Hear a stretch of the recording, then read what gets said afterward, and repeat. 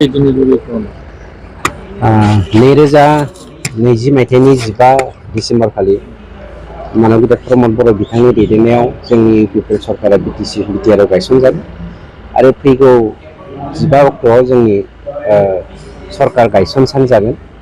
गतिके बेखौ लानानै मैया 10 तारिखनिफ्राय जोङो मोनसे अफिसियेल प्रग्राम लादों, जाय प्रग्रामफोरनि गेजेरजों जोंनि थांनाय 3 बोसोरनि गेजेराव जोङो समाजनि थाखाय मा लाबोनो हादों बेखौ जोङो दिनै फोसावनायनि थाखाय बे खामानिखौ मावनाय जादों। मानोना रायजो राजाफोरखौ फोरमायथि होनाया बे जोंनि दायित्व, गतिके बेफोरखौ लानानै जोंनि खामानिया दिनै बेयाव जादों। ओरैनो जोंनियावहाय 60% बांसिन मानसिया दाबो हा गैया बिटिआरआव। आं केवल बर'निखौल' बुङाखै बेवहाय, गासैबो जाथि जन'गोष्ठीखौ लानानै।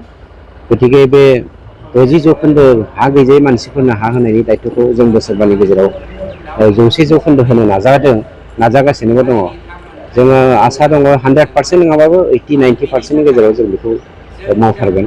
मानोना थांनाय बोसोरथामनि गेजेराव जोङो दासिम 86,470 न'खरनो जोङो हा पाट्टा राननानै होबाय। दा बावैसोनि समनि गेजेरावनो जों मोनसे खामानि मावगासिनो दङ।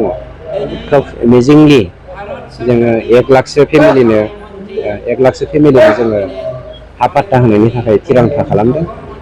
जों सानो जोंनि दिनाव जों हानि समस्याखौ फोजोबगोन। हानि थाखायनो जोंनि गेजेराव बिदा-फंबायनि नांलायलायनाय बुलायलायनाय, हानि थाखायनो जातिजों जाति एना-एनि, हानि थाखायनो ब्लाड सेड, बेफोरखौ जों फोजोबनानै सान्तिखौ जुगामि गायसननायनि थांखिजोंनो जोंनि हाबाफारि।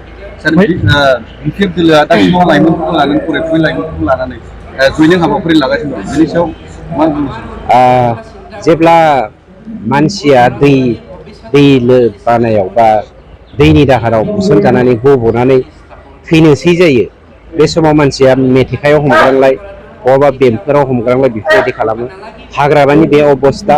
मानोना भट आइडि गैयै जोहोलावजोफोरखौ लानानै, जायखौ लानानै जोंनि बड'फा इउएन ब्रह्म बिथाङा गावनि सानस्रिजों, मोनसे महान गेदेमा सानस्रिजों दिनै हारि दाखांनायनि, गेरेमसा हारि दानायनि बाथ्रा बुंदों। बे गेरेमसा हारि दानायनि थांखिजों जोंनि जा जोलै, बे जोलैखौ फोजोबस्रांनायनि थाखाय राजखान्थिनि खैसाराव जोंनि सेंग्रा सिख्लाफोरखौ लांदों। बे जोंनि थाखाय दुखुनांथाव बाथ्रा। खिन्थु गावनि फिथाइखौ गावनो मोनगोन। मानोना नै जों बावैसोनो होनो थांगासिनो दङ।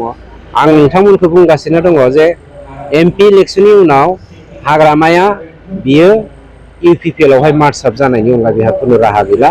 मानोना बिनि सायाव बेलेग धरननि मोनसे बारहुंखा फैगासिनो दं।